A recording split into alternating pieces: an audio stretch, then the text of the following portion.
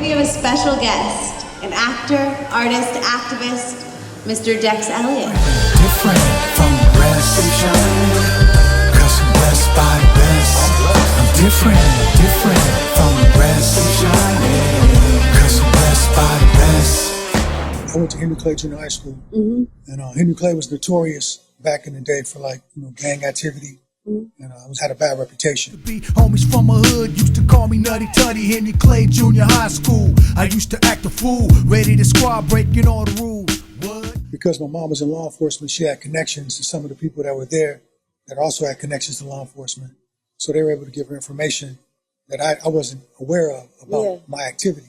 And they informed her that I was a gang member. Because what I would do, I would go home, I would unbutton the top of my shirt, I would pull my khakis up from sagging. So my mom had no idea that she was buying me gang attire. I had all the gear, the crocus sacks, the Romeos, house shoes, but she didn't understand what that wardrobe was. And when I came home, I put the blue rag in my pocket, I'd hide it, everything that showed any sign of gangbanging, she didn't see it. So she found out directly through them. And they decided to move us out of that community about 1.5 years after that. 4 years after that, or 5, my best friend was murdered.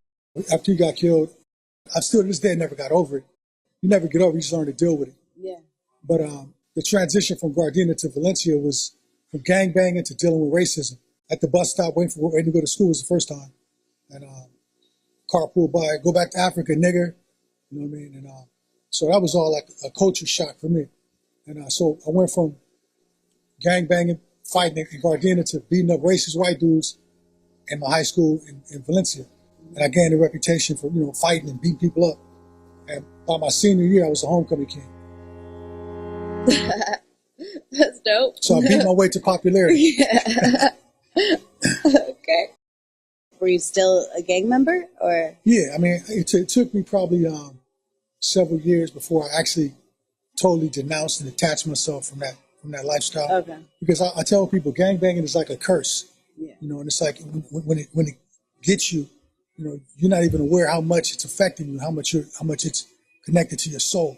And until, me, it was a spiritual awakening. Learned about Malcolm X, learned about the Black Panther Party, learned about, real in depths of my history. So it was a combination of all of that that brought me to a new understanding of what my purpose in life was. And it changed my life completely. I love Malcolm X too. What was it about Malcolm X specifically? Because I've heard him reference him many times in your music that inspired you. What was it? Everything. I mean, mainly his transition from Malcolm Little, Detroit Red, being a pimp and all this hustler lifestyle, to finding, the Most High and his complete transition. Were there any other activists that inspire you? Yeah, Fred Hampton, big time. Huey P. Newton, big time. Angela Davis, who I met a few years ago. The list goes on and on. I mean, all those people. Marcus Garvey was a big influence. That generation of people, what they did, the sacrifices they made. To me, I think it's a shame that us as Black people, we look to all these so-called legends and people that are influencers that have no real character, no real substance in comparison to the people that died for us, that showed us the blueprint of what we can be and who we are. So I think it's a shame that we don't pick up the baton and follow it and really be the great people that we are bred to be. Yeah, because there is really beautiful guides, but they're not amplified. You're right. But you do a really good job of keeping your focus in your music. Your music has amazing substance and helps give guidance and direction to people.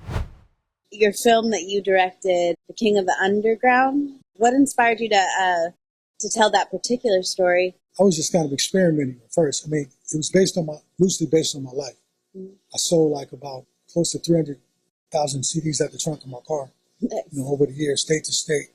And, I was a real hustler as far as my music. 8-hour days, on the street. Yeah, directly at the trunk.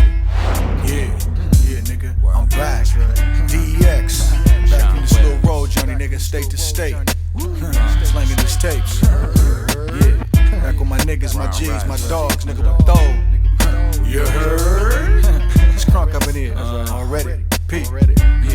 Yeah, nigga. Yeah, I've been slanging my tapes from Cali all way to Texas. Dealing with fools with perms, gold teeth, and Lexus. Stretch this, expanded my base, covering high ground.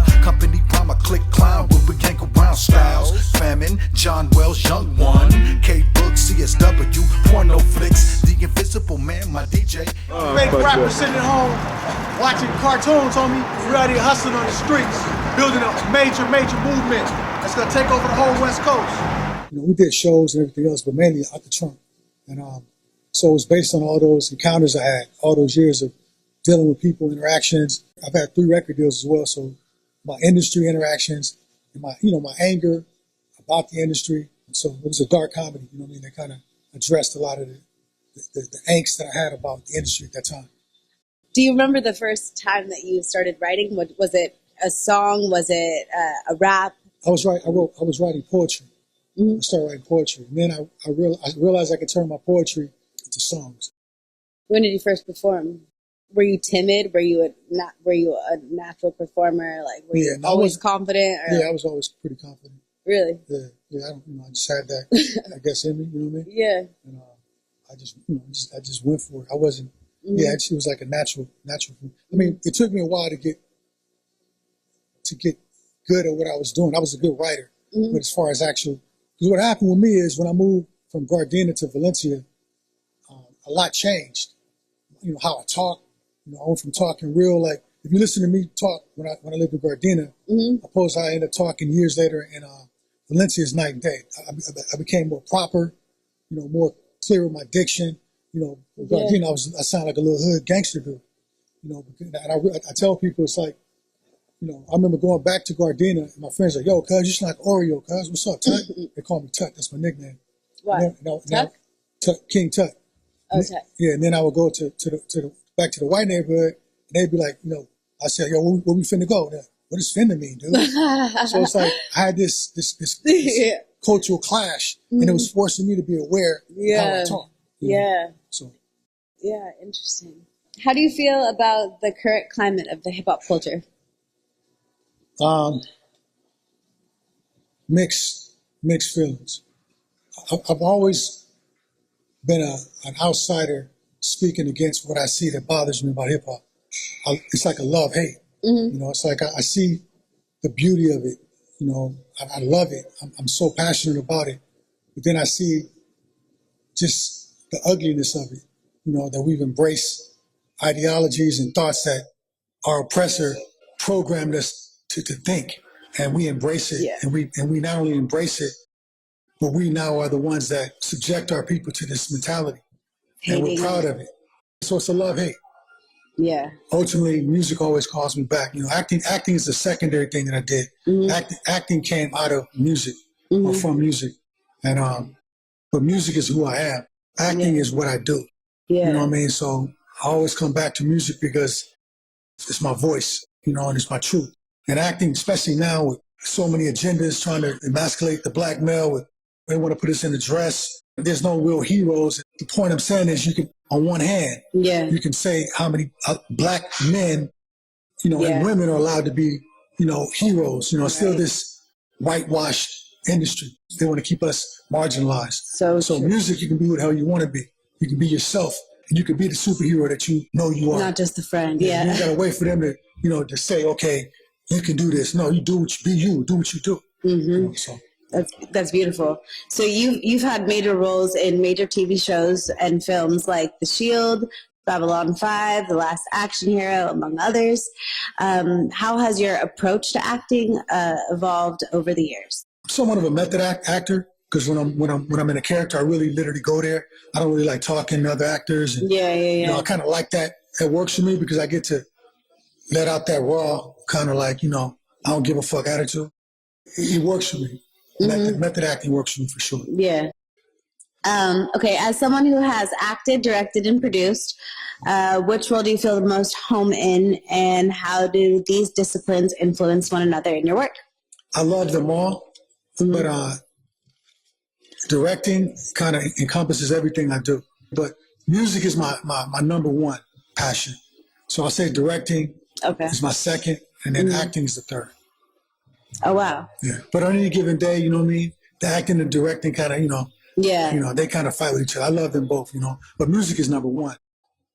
So independent filmmaking comes with many challenges. Can you share with a time when you had to adapt on the fly to make a project work? King of the Underground has a lot of unique stories because we were just out there, you know, just in the thick of it. Like, you know, I remember shooting in the jungle and these peace stones came up, rolled up on us, and just hardcore, like a mob of them, and start banging on us in the middle of the shoot. So I just stopped and just let them do their thing. And he's like, "What's up? Where you from?" I was like, "Yeah, we're doing this movie, man." He said, "Where you from?" I said, "Yo, we're doing this movie, man. You want to be in it?" He said, and the dude was looking at me like, "My name is Time Bomb, homie." I was like, "What's up, Mr. Time Bomb?" I said, "You want to be in it?" And then the shot, man, you dope, man. You got a good look for this part right now. That's how, and I basically de-escalated it. You know what I mean? Yeah. He didn't really know what to do with the energy that I was giving him. Because I didn't give him nothing. Yeah, yeah. You know what I mean? So he was just, and his homeboys just kind of standing down. And ultimately, they just ended up just leaving. But looking back in retrospect, I was taking some real penitentiary chances. Just going right to the jungle, no permits, setting up in the hood and just shooting. I knew one person there. But that was that's the boldness of just, when you want it, you just go get it, Wow. and it worked out. Good job, bro. Yeah. That's awesome. What brings you the most joy in life? Talking to my mom. My mom's my best friend, so having her here still, I talk to her like 3 times a day, which is crazy. That's awesome. But just talking to my mom, that brings me the most joy. I always say that's the best blessing the Most High ever gave me, was having a mom like my mom. So that's beautiful. I love that. Do you have any unexpected hobbies? Or ways that you like to spend your time that might surprise your fans? I'm a loner. A lot of people don't probably think that, but I'm a popular loner.